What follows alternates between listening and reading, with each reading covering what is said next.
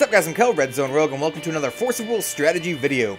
Keep in mind that these videos are not deck techs, but instead are strategy videos with the intent of inspiring you guys to go out and make your own dank builds.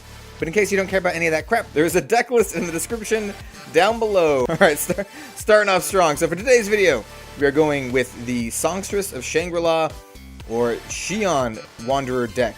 So this deck is going to basically focus around Shion and her ability to put 5-drop and less Resonators from the top of your deck into the field, and we're just going to cheat dudes out, and we're going to do some really cool stuff. I love this deck quite a bit. It has some of the best cards in the entire game in it. It has some new cards from Echoes of the New World, and yeah, without further ado, let's just go into the deck. It's really sweet. Let's do it. So in case you didn't know, our J rulers and ruler is Songstress of Shangri-la, and the Coup Mastermind, Shion. She's really cool. Her ruler side is pretty simple. She's a judgment of 1 water and 2 of any, and it says, you may look at the top card of your main deck at any time. Just straight up at any time.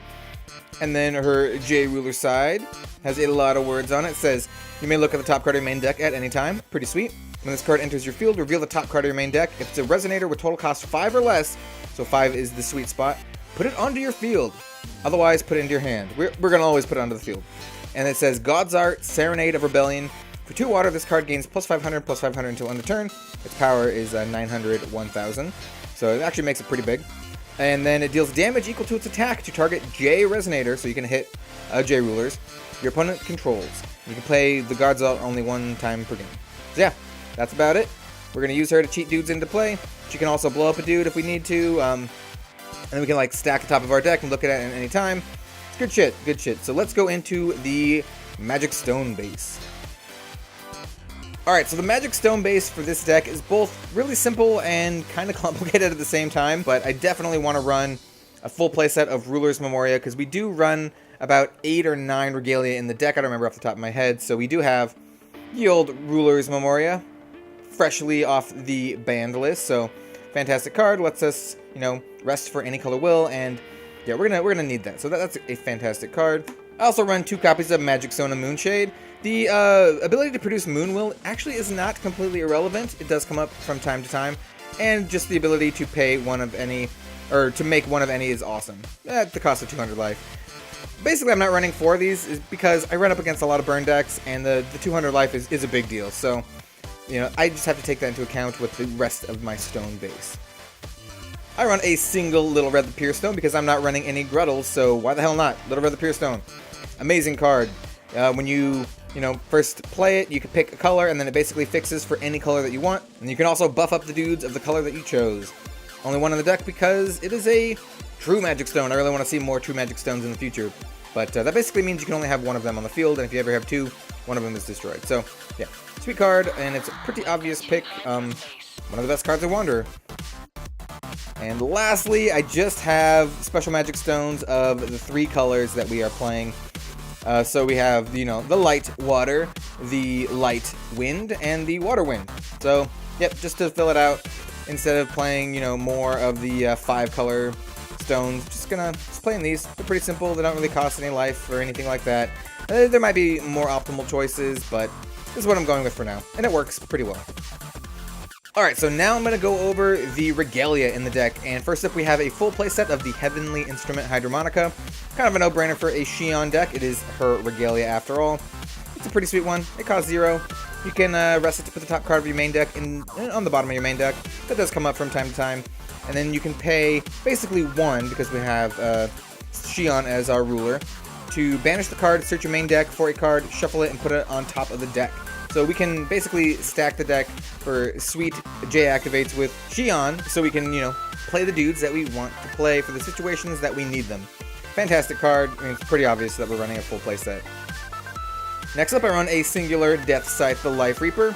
I mean, it's pretty standard for a Regalia deck just to run 1 of these. It's pretty good. Your opponent's J ruler loses and cannot gain imperishable and swiftness. You know, pretty sweet effect. You can also pump your J ruler and, you know, bring this back, but basically, because we have the ability to search up cards, this is just really good for certain J ruler based strategies. It might not be as good as it once was, but I think it's still pretty good. Next up, I run a singular Horn of Sacred Beast. Not banned to Wanderer yet, so yeah, it's good for your long control games where you can use it to shuffle all your stuff back into their decks, and yeah, that's basically it. And then finally for the Regalia, we have 3 interdimensional vessel Apollos. You could probably take out a Horn of Sacred Beasts, or maybe even one of the Death Sites for an additional interdimensional vessel Apollo, if you find you don't need that effect. But this card is fantastic.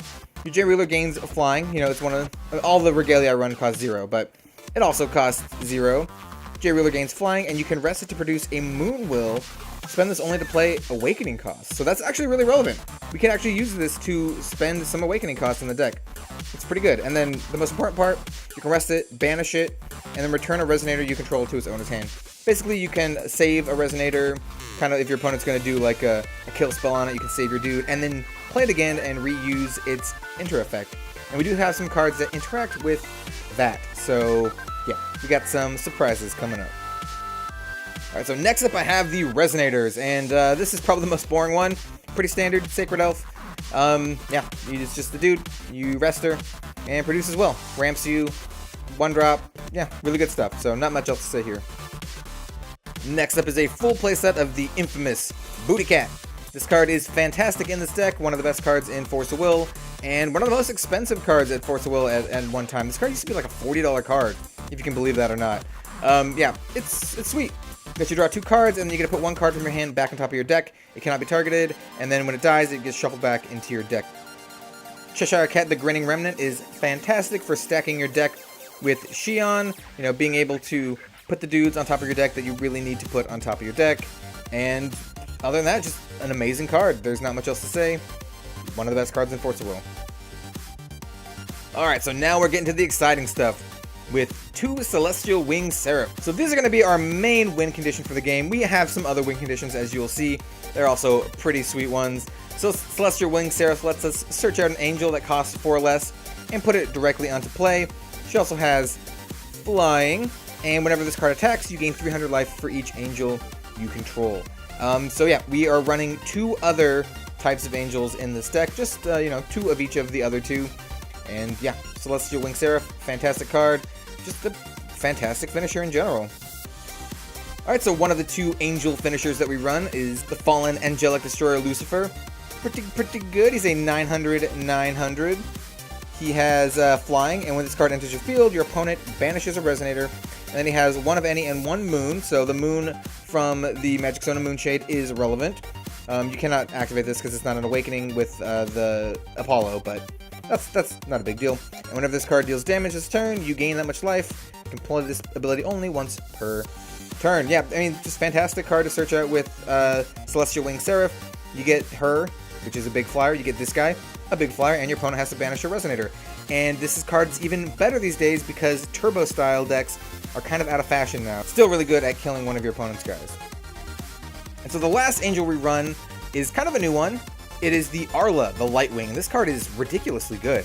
It's 800/800 for 2 of any and 2 light. So yeah, you can definitely search it up with the Celestial Wing Seraph. He's an angel. He has flying. Let me get it so it's not too glary. Other J Resonators you control with flying gain barrier. So Shion with an interdimensional vessel Apollo will have flying, and so if this is out, she will also gain barrier. That's pretty cool. I like that quite a bit, but that, it's not a big deal. It's just one of the fun interactions with this deck. And then you can rest him to deal 400 damage to target attacking J Resonator. You can pay a light and rest him to destroy target Addition or Regalia. Fantastic ability. Or you can pay 3 and rest him to destroy target J Resonator with flying. He's like fantastic. He's like a little toolbox in himself. And yeah, you just search him up with the Celestial Wing Seraph if you don't need Lucifer. Just fantastic card. Since 5-drop is the sweet spot with good old Shion here, we are running 2 of Captain Hook the Pirate. Just a fantastic card. I mean, everyone basically already knows what this card does anyway, but I guess I'll go over it real quick. When this card enters your field, choose 1. Put up to 2 target special magic stones on top of their owner's magic stone decks in any order, or return up to 2 target Resonators to their owner's hand. Yeah, I mean, just a fantastic card, and playing it for free off of Shion is fantastic, and there's other ways we can cheat this into play as well, as, basically the same is true for any of the other Resonators in the deck, but the fact that it costs 5 is actually super relevant. All of the big drops in the deck are 5, and we will go over one last 5 big drop. Alright, so the last powerhouse card in the deck is Arthur Pendragon, Knight, or King of the Round Table. He's not a knight, he is their king. he also costs 5, which is, once again, super relevant for Shion, and actually super relevant for one of the next cards that we will talk about. He is a 1200. He also has abilities that basically stop burn in its tracks. This card cannot be targeted by fire or darkness spells or abilities, so he's really hard to remove. And Resonators, your opponent's control must attack this card if able, and target Resonator gains 0 plus 800 until end of turn. Yeah, he's just a house. He makes it so that a lot of burn and red aggro decks are just like stopped in the tracks. He makes it so a lot of aggro decks are stopped in the tracks in general. He's just a fantastic card. Some decks just can't beat him, so yeah. Alright, so next up we have the Chance in the deck, and this is where things continue to get spicy with Alice's Castling. This card's awesome, man. I just love this card. It's such a sweet card. It is a, as you can see, it's a quick cast. Quick cast chant for 1 blue, or 1 water. And it says, put target Resonator you control on the bottom of its owner's deck. If you do, you may put a Resonator with the same total cost from your hand onto your field, and then draw a card. So yeah, you can always put a 5-drop on the bottom of your deck, and then put a 5-drop from your hand into play, and you can kind of like cycle your 5-drops.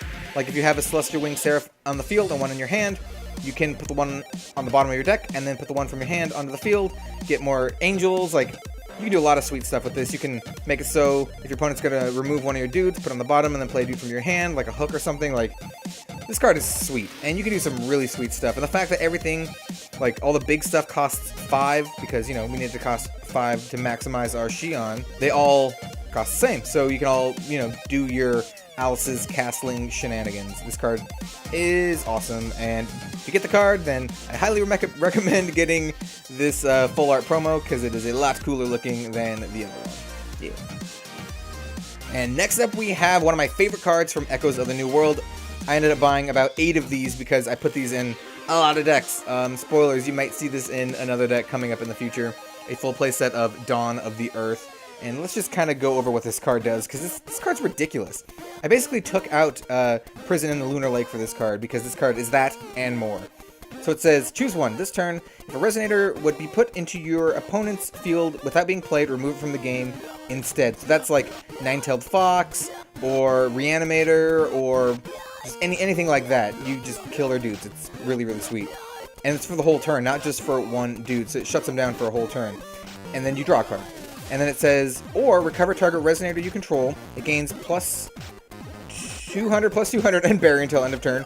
Then draw a card. So that's a really good ability for like smashing in with one of the big guys, and then recovering it, and then smashing in for more damage, and giving it barriers to protect it as well. Really, really good. And you draw a card. And then remove all non-Magic Stone, non-J-Ruler cards your opponent controls with total cost 0 from the game. So basically, a lot of Regalia and tokens. And then you get a draw card. So basically, any one of the modes, you get a draw card. And all the modes are really good. You're mostly going to be using the first 2 modes. The first one against Nine-Tailed Fox, because Fox is a popular deck in Wanderer. I mean, this card is the bane of my Fox deck's existence. And then you can also use it to, like, smash in for the win. This card is fantastic. Anyone who plays Wanderer or any format, I think you need at least a playset of these. And I'm glad I got 8 of them already, so yeah, let's move on to the next card, another Echoes of the New World card. So next up I have Severing Winds. And I'm only running 2 Severing Winds because I'm finding that I don't need it all the time, and a lot of people are playing around this right now. It might be better to run more. I'm probably going to add at least 1 more of these in the future, but this card is just so good, man. It just shuts down turbo-style decks. I mean, you can hardcast it if you need to. It's just insane. This card's warping the whole game. I'm tossing these in so many of my decks, usually as a 2 of, because a lot of people like to play around them. I am playing more counter spells, and we were going to talk about that next. But yeah, I mean, Severing Winds is nuts, and not much else to say. It's Severing Winds. I probably should be running more. And last but not least, we have the Seal of Wind and Light. And this is one of the cards that you can actually use your interdimensional vessel Apollos for the awakening cost. So it's just, 1 wind and 1 light. Cancel target spell, and it's an awakening of a moon, and players cannot chase to this card. So this card's fantastic. It just shuts your opponent down. You cancel anything, they can't chase to it. It's just so good. I'm not sure what I would cut for more Severing Winds, but I don't think I would cut any of these.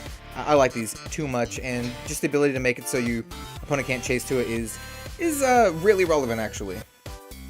Alright guys, there you go. That was my Shion Alice's Castling Wanderer, I don't know what you'd call it, 5-drop control deck. It's not even a control deck. It's kind of a really cool and unique deck, and Shion is one of my favorite J rulers. She's so cool.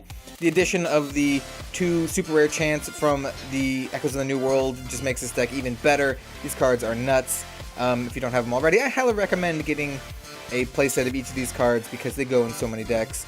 Basically any deck that can cast this one, and this one can go in almost any deck at all. So yeah, I hope you guys liked the video. If you did, leave a like, maybe comment, maybe even subscribe if you have not already, or let your friends know so they can possibly subscribe. It all really helps me quite a bit, and I appreciate it so much. My channel is slowly approaching 1,000 subscribers, and I'm going to do a huge giveaway once I hit 1,000. You know, gonna celebrate a lot. So yeah guys, once again, regardless of what you do, thank you very much for watching, and I hope to see you guys next time for some more Force World content. I got my Vlad Spinning Myths deck coming up and some other stuff in the pipeline. I hope to see you guys then. Have a good one all, and I will see you later.